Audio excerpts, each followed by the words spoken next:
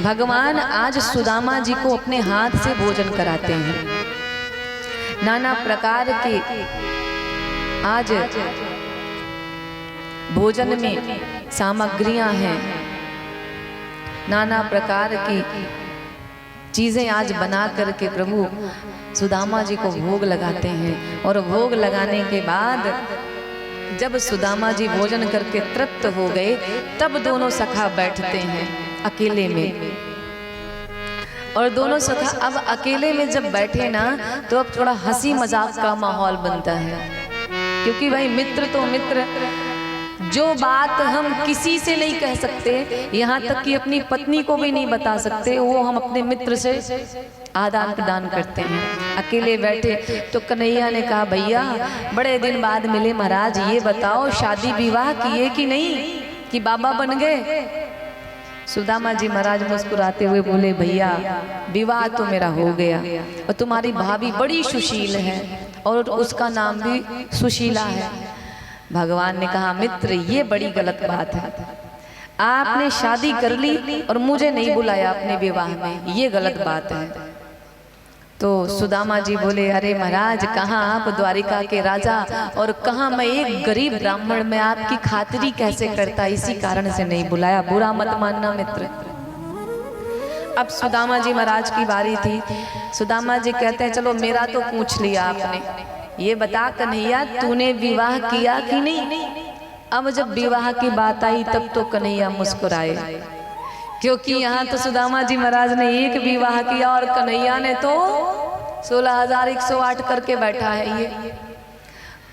अब भगवान भी देखिए कितनी विचित्र बात करते हैं। सुदामा जी महाराज बेचारे भोले वाले, एक विवाह जीवन में किया तो उसमें कहते हैं कि तूने मुझे नहीं बुलाया, ये गलत बात है। और कन्हैया ने 16,108 विवाह किए, एक में भी सुदामा जी को नहीं बुलाया। तो सुदामा ने कहा, मित्र बता तूने विवाह किया कि नहीं? कन्हैया ने कहा, हाँ भैया विवाह तो मैंने भी कर लिया, एक काम करना पड़ेगा। क्या?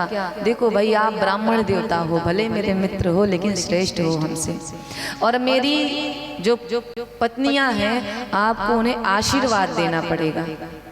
कहते हैं कि ब्राह्मण का अगर आशीर्वाद मिल जाए तो जीवन में किसी प्रकार की कोई कमी नहीं रहती। वैसे तो मेरी गृहस्थी बड़ी मजे में चल रही है, लेकिन अगर आपका आशीर्वाद मिल जाएगा हमारे बालकों को तो बड़ा आनंद होगा। तो सुदामा जी ने कहा, भाई ठीक है। अब सुदामा जी सोच रहे हैं कि एक पत्नी होगी, तो सुदामा जी बड़े प्रेम से कहते हैं, भैया बुलाओ, कहाँ है भाभी श्री? तो कन्हैया ने आवाज लगाई कि आ जाओ भाई सब लोग, आशीर्वाद ले लो मेरे ब्राह्मण देवता से। तो सबसे पहले रुक्मणी मैया पधारी, चरणों को छुआ तो सुदामा जी ने कहा, सौभाग्यवती भव, पुत्रवती भव। रुक्मणी मैया प्रसन्न होकर के जाके कन्हैया के बगल में खड़ी हो गई।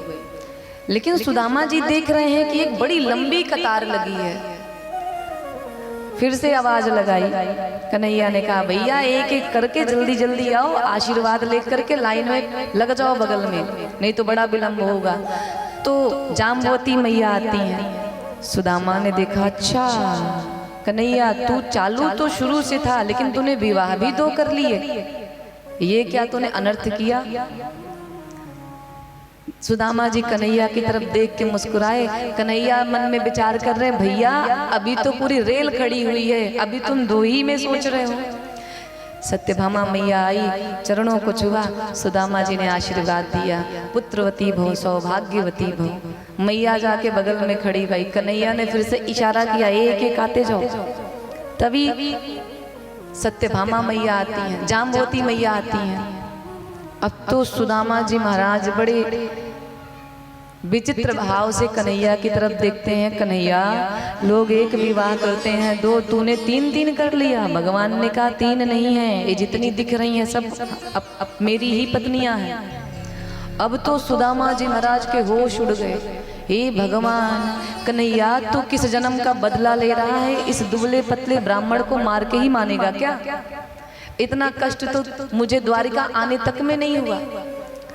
कन्हैया ने कहा, देखो भाई आशीर्वाद तो आपको सबको देना पड़ेगा। क्यों? क्योंकि आपने दो को दे दिया है और मेरी गृहस्थी बड़े मजे से चल रही है, मेरे घर में झगड़ा लड़ाई नहीं होता। लेकिन महाराज ब्राह्मण देवता, अगर आपने 2 को आशीर्वाद दिया और बाकी सब लाइन लगा के खड़ी हैं, इन्हें आपका आशीर्वाद ना मिला प्रभु, तो मेरे घर में बड़ा विरोध हो जाएगा, बड़ा बवाल मच जाएगा। महाराज मैं झेल नहीं पाऊंगा, अब तो करना ही पड़ेगा। अब चाहे तुम्हारे प्राण जाए, चाहे कुछ हो, आशीर्वाद दो इन्हें। अब सुदामा जी महाराज के सामने लगी लाइन, जाम्बवती मैया आई, लक्ष्मणा मैया आई, सबको सुदामा जी महाराज कहते हैं सौभाग्यवती भव, पुत्रवती भव। दोनों हाथ ऐसे ऐसे महाराज जी कर रहे हैं, सौभाग्यवती भव, पुत्रवती भव।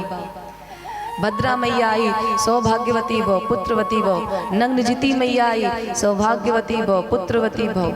मित्र वृंदा मैया आई, सौभाग्यवती भव, पुत्रवती भव। सुदामा जी महाराज 8 में ही थक गए।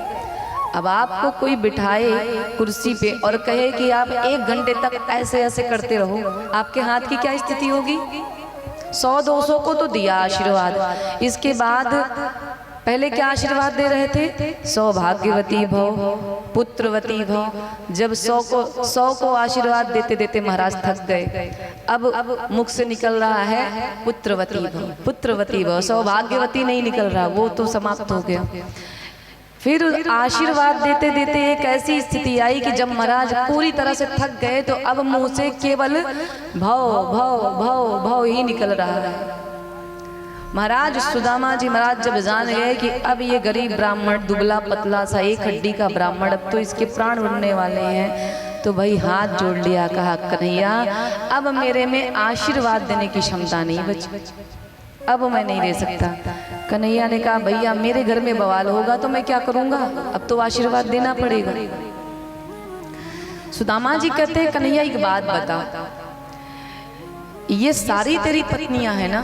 कन्हैया ने कहा हाँ भैया सब मेरी ही हैं। तो एक काम कर, तू इन सबका पति है। बोले बिल्कुल। तो एक काम कर, सारी पत्नियों को एक साथ ले करके आ और तू मेरा आशीर्वाद ले ले, मैं सबको एक ही साथ आशीर्वाद दे दूंगा, सबको आशीर्वाद भी मिल जाएगा और तेरे घर में कोई बवाल भी नहीं होगा। कन्हैया ने कहा ये बात बड़ी अच्छी कही तूने। 16,108 पत्नियों के साथ भगवान सुदामा के श्री चरणों में नतमस्तक होते हैं। ब्राह्मण देवता भगवान को आशीर्वाद प्रदान करते हैं, सौभाग्यवती, सौभाग्य आपका बना रहे, आपके जीवन में प्रसन्नता बनी रहे, आप दिन प्रतिदिन उन्नति को प्राप्त हो, ब्राह्मण देवता का आशीर्वाद बिना। अब भगवान ने सुदामा जी से एक प्रश्न किया। भगवान बगल में बैठे और कहते हैं सुदामा जी से कि भैया ये बात बताओ, क्या भाभी जी ने मेरे लिए कुछ भेजा नहीं क्या? आते समय कुछ तो भेजा होगा। लेकिन सुदामा जी महाराज सोचते हैं ये इतना बड़ा राजा और पोटली में मेरे है चावल, अगर मैं ये पोटली निकाल के दूंगा तो मेरी कितनी बड़ी बेइज्जती हो जाएगी। तो भगवान ने भी देखो, भगवान भी विचार करते हैं कि पत्नियों के सामने पोटली निकालूंगा तो मेरे मित्र का अपमान होगा, सारी पत्नियों को भेज देते हैं। अब भगवान अकेले बैठे कहते हैं कि क्या भाभी ने मेरे लिए कुछ भिजवाया नहीं? सुदामा जी महाराज पोटली को छिपाने लगते हैं। तभी कन्हैया की नजर पड़ी और कन्हैया ने कहा मित्र बचपन की आदत अभी तक गई नहीं तुम्हारी छिपाने वाली।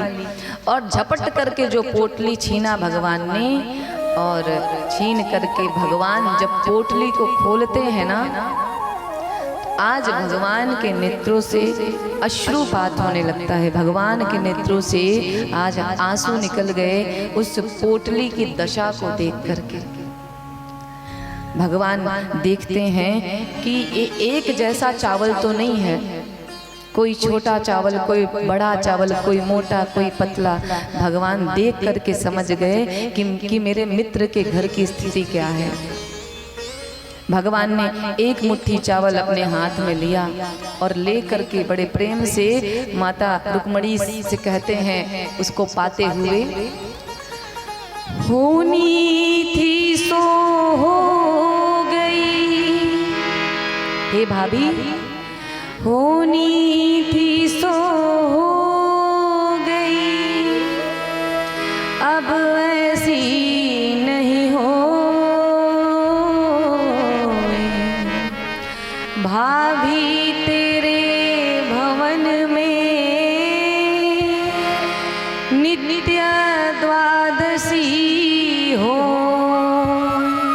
बोली भक्त वत्सल भगवान की, श्री कृष्ण कन्हैया लाल की जय हो। भगवान कहते हैं कि अब तक जितना कष्ट पाना था आपने प्राप्त किया, होनी थी सो हो गई, अब ऐसी नहीं होए, भाभी तेरे भवन में नित्य द्वादशी हो। आशीर्वाद दिया, 2 मुट्ठी चावल भगवान पाए और स्वर्ग की सारी संपदा सुदामा जी के चरणों में न्यौछावर कर दी। तीसरी मुट्ठी जब चावल लिए हाथ में खाने को हुए, तभी रुक्मणी मैया ने हाथ पकड़ लिया, प्रभु कम से कम अपने रहने का तो स्थान छोड़ दो, अब सब मित्र को ही दे दोगे क्या? सुदामा जी एक दिन द्वारिका में रहे। प्रातः काल हुई, सुदामा जी कहते हैं मित्र अब चलना चाहिए। कन्हैया कहते हैं कि हाँ मित्र, मित्र के घर में ज्यादा दिन तक रुकना नहीं चाहिए किसी रिश्तेदारी में, बिल्कुल जाइए। सुदामा जी महाराज विदा होते हैं भगवान श्री कृष्ण कन्हैया की द्वारिका से और अपने नगर में आते हैं। तो आज सुदामा जी महाराज अपने नगर में आए, अपने ही घर को देख करके दोबारा फिर वापस लौट जाते हैं, क्योंकि आज वो अपना महल पहचान ही नहीं पा रहे हैं कि मेरा घर कहाँ है। क्यों? क्योंकि जहाँ झोपड़ी थी भगवान ने वहाँ पे सुदामा जी की नगरी ही बसा दी। अब सुदामा जी को लग रहा है कि मैं फिर से द्वारिका आ गया क्या, मार्ग भटक करके। अपने ही महल के नीचे आते हैं और अपने ही महल से वापस चले जाते हैं। तभी एक दासी की दृष्टि पड़ी और जाकर के सुशीला मैया को बताती है कि देखो सुदामा जी महाराज आए हैं और अपना घर नहीं पहचान पा रहे हैं, लौट जा रहे हैं। सुशीला मैया गई, सुदामा जी महाराज को लेकर के आई। सुदामा जी महाराज ने पूछा कि यह चमत्कार कैसे? मैया ने कहा सब आपके सखा की कृपा है। मैया ने दिव्य आरती करी। सुदामा जी महाराज ने कहा मुझे ये धन संपत्ति नहीं चाहिए, मुझे तो केवल मेरे गोविंद का प्रेम चाहिए। बोले सुदामा जी महाराज की, मैं तो भजन में ही मगन हूँ।